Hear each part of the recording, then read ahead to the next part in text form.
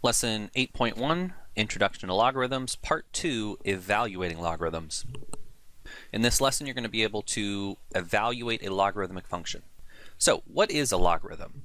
Consider the question, how many 2's does it take to multiply to 32? How many 2's does it take to multiply to 32?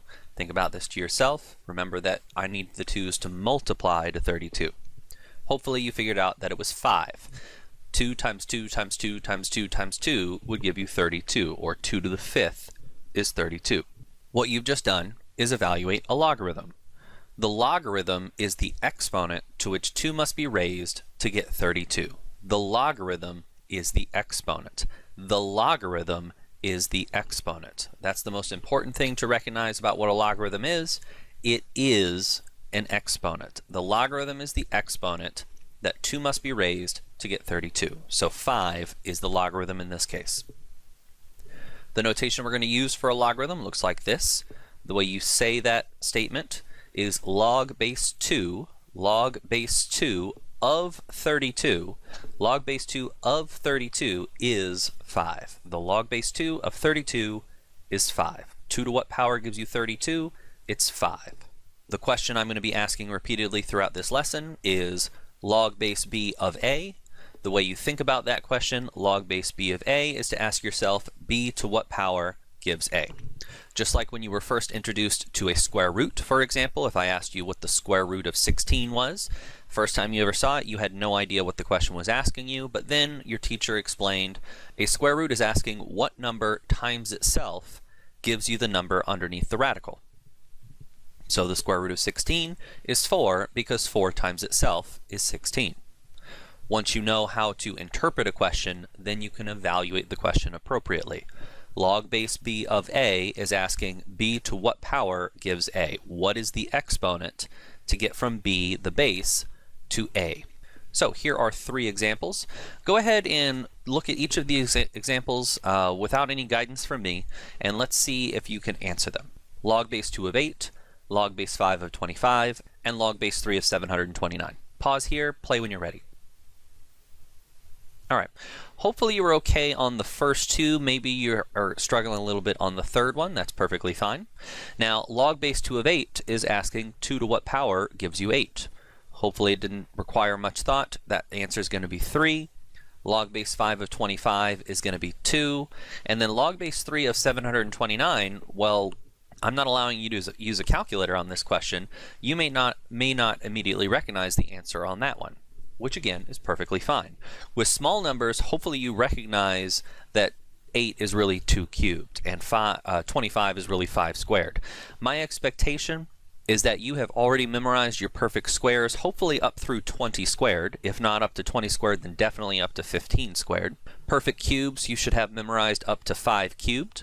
And then anything beyond that, really it's a case-by-case basis. If you knew what 729 was off the top of your head, I would be super impressed. Now, anytime you're looking at a logarithm, option 1 is always just eyeball it and write down the answer. If you can eyeball the question, write down the answer, and move on to the next one, you are on top of things. You are ready to move on to the next level. But if you're not sure what the answer is, we have a process to evaluate the answer. Remember, with log base 2 of 8, I'm asking you what exponent would be needed to get from 2 to 8. In other words, 2 to what power gives you 8. Another way to express that is this statement right here. 2 to the x equals 8. 2 to what power equals 8. Anytime you're evaluating a logarithm and you don't immediately know the answer, start by rewriting it as an exponential. 2 to what power gives you 8. And then consider that 2 and 8 have a common base. The goal, again, is to rewrite as an exponential. I know that 8 is 2 times 4, but I don't care about multiplication today. I care about exponents. Can I rewrite 8 as 2 to a power? Well, of course I can. It's 2 to the 3rd. And from there I can recognize that if 2 statements are equal and they have the same base, then they must also have the same exponent. So if I ignore the 2 here and I ignore the 2 here, then I have a new statement that x equals 3. And that was the answer that I hopefully had figured out without doing all this work. 2 to what power gives me 8? Well, 2 to the 3rd power gives me 8. Consider the same process with log base 5 of 25. 5 to what power gives me 25? Rewritten as 5 to the x equals 25. What would be my common base between 5 and 25? Well, that would be 5, and 25 is 5 squared. So if both sides have a base of 5, then the exponents must be the same, therefore x must equal 2. Log base 5 of 25 is 2 because 5 to the second power gives you 25. So now finally looking at this third one, log base 3 of 729, I'm asking 3 to what power equals 729, and if you know the answer off the top of your head, great, fantastic, move on. But if you don't know the answer off the top of your head, or for any situation where you're not sure what the answer is off the top of your head, consider factor it out. Let's take 729 and factor it out. Now since I'm asking 3 to what power, then definitely 3 better be a factor of 729. If you're not aware of the shortcut with multiples of 3, if you add up the individual digits of the number, 7 plus 2 plus 9, that would give me 18. And if 18 is divisible by 3, then 729 is divisible by 3. And since I know 18 is a multiple of 3, then I know that 729 must also be a multiple of 3. So let's take 729 and divide it by 3. You can use any algorithm you want. If I just do 729 divided by 3, 3 goes into 7 twice, 2 times 3 is 6, subtract, I get 1, bring down the 2. Lather, rinse, repeat. 3 goes into 12 4 times, 4 times 3 is 12, subtract, I get 0. Bring down the 9, lather, rinse, repeat. 3 goes into 9 exactly 3 times. I can stop here or I can finish up the algorithm, subtract, and I get remainder 0. So 243. 243 must also be a factor, multiple of 3 in order for this process to work. I can double check by adding up the digits. 2, 4, and 3 adds up to 9. Golden. So factor out of 3 one more time. This one might be a little bit easier. 243 divided by 3. If you just consider 24 divided by 3 is 8, and 3 divided by 3 is 1, then you know that it would be 81. 3 times 81 is 243. Now we're getting to, as we go along this process, it should get easier and easier. 81, hopefully you recognize as 9 times 9, which each one of those is 3 times 3. So, how many 3's does it take to get to 729? Count them up. We've got 1, 2, 3, 4, 5, 6. So 3 to the 6th is 729, therefore log base 3 of 729 is 6. When in doubt, factor it out. Alright, here are 2 more. Pause here, hit play when you're ready. Now on these you may have gotten stuck immediately because these are not as straightforward as the previous 3. 4 does not directly raise to get you to 32. 32 is not a power of 4, nor is 81 a power of 27. So these are examples that process that we did on the last one where we didn't really need to do that process on the last set of examples, we could have just eyeballed it. These are ones where that process is actually going to be a lot more helpful for me.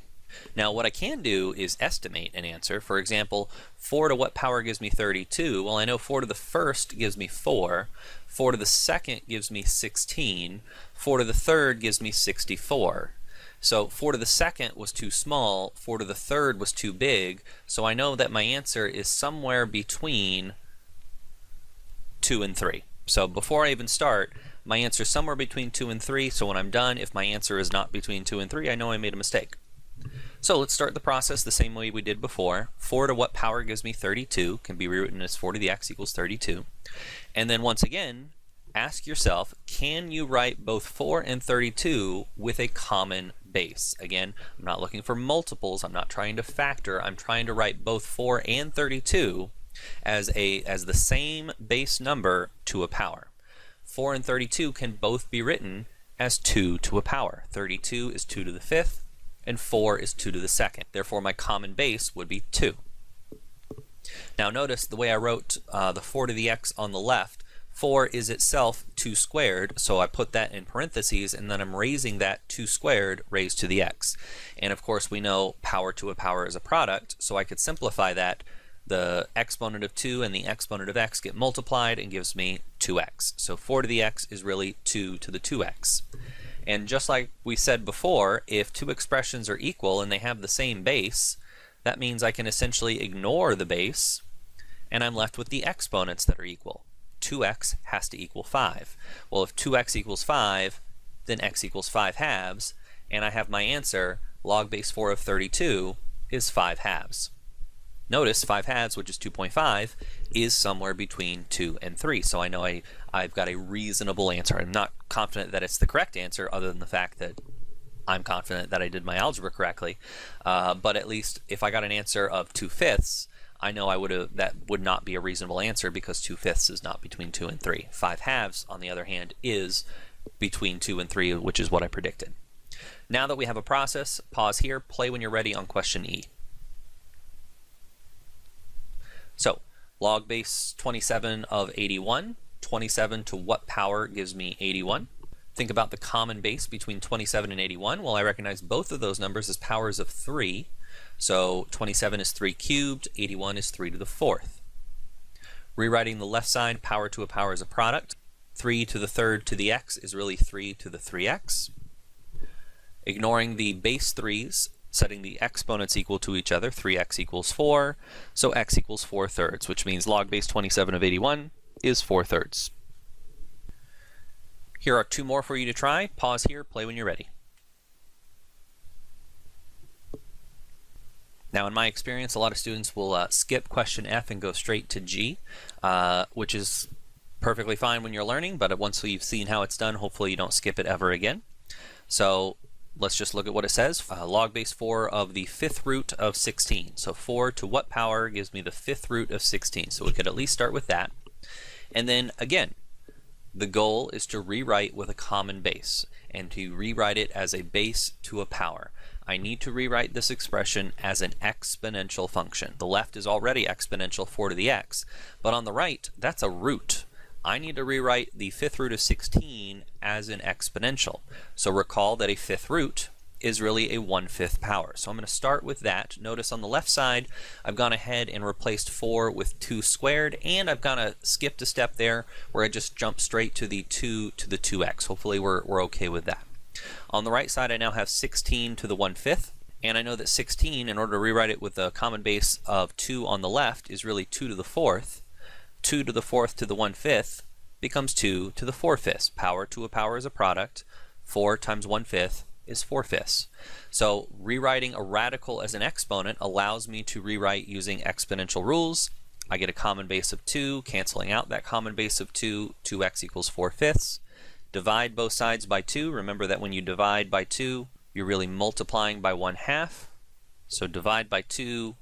Over here we're multiplying by 1/2, which is the same thing as dividing by 2. And I can either say 4 over 10, or I could just cancel the 2, cancel the 4, leave behind a 2, and I get x equals 2/5. So log base 4 of the 5th root of 16 is 2/5. Now keep in mind, on any of these problems, if you wanted to check your answer, you could at this point just pull out your calculator. Although you can't type log base 4 in your calculator, you could do 4 to the 2/5. So if I type 4 to the 2/5 in my calculator, and I type the 5th root of 16, now in order to write the 5th root of 16, you could just do 16 to the 1/5. So type 4 to the 2/5, type 16 to the 1/5. If you get the same decimal equivalent on each expression, then you know you did it properly. On the right side, we'll do log base 16 to the 4. 16 to what power gives you 4?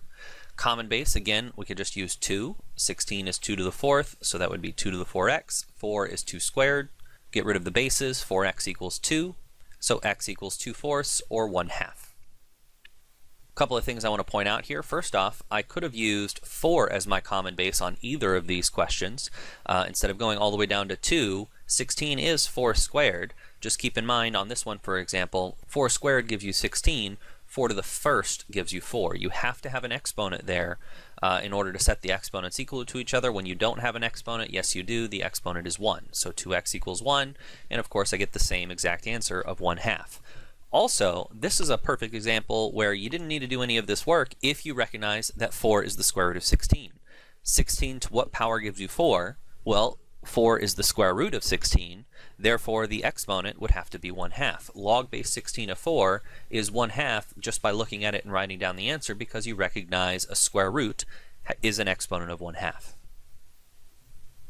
Here are 2 more. Pause here, play when you're ready. So in the last set of examples, we looked at how to deal with radicals. Here we need to learn how to deal with fractions. Of course, we already know how to deal with fractions. It's just a matter of using these rules in context. 3 to what power gives me 1 over 27? I know that 27 is a power of 3, but what about 1 over 27? Well, again, rewrite it as an exponent. How do I write a fraction as an exponent? Well, I use a negative. 1 over 27 is really 27 to the negative 1. Keep going from there. 27 is really 3 cubed, and a power to a power is a product, so 1 over 27 is really 3 to the negative 3, which gives us our answer of negative 3. Log base 3 of 1 over 27 is negative 3. You can expect anytime you're taking a logarithm of a proper fraction, a fraction that's less than 1, a logarithm of a proper fraction will always produce a negative answer. So on I, I'm going to give you a moment to try this on your own, but you are taking a logarithm of a proper fraction, so you better get an answer that's negative. Pause here, play when you're ready. All right, 25 to what power gives you 1/5? Recognize that 25 and 5 are both with a common base of 5. So 25 will be 5 squared, and 1/5 will be 5 to the negative 1. 2x equals negative 1, so our answer is negative 1/2. All right, here are 2 more. Pause here, play when you're ready. Now, these are special cases that they don't require any special rules, but they come up a lot, and I don't want you to think about these types of problems. I want you to just look at it, write down the answer, and move on. For instance, log base 6 of 1 is asking 6 to what power equals 1? Well, what would be exponent that I would raise 6 to and get 1? Well, here's the thing. The only way you're going to get 1 as the answer is if the exponent is 0. Anything to the 0th power is 1. Now, if that's the case, what's log base 5 of 1? Well, that's also 0. 5 to the 0th power is 1. What about log base pi of 1?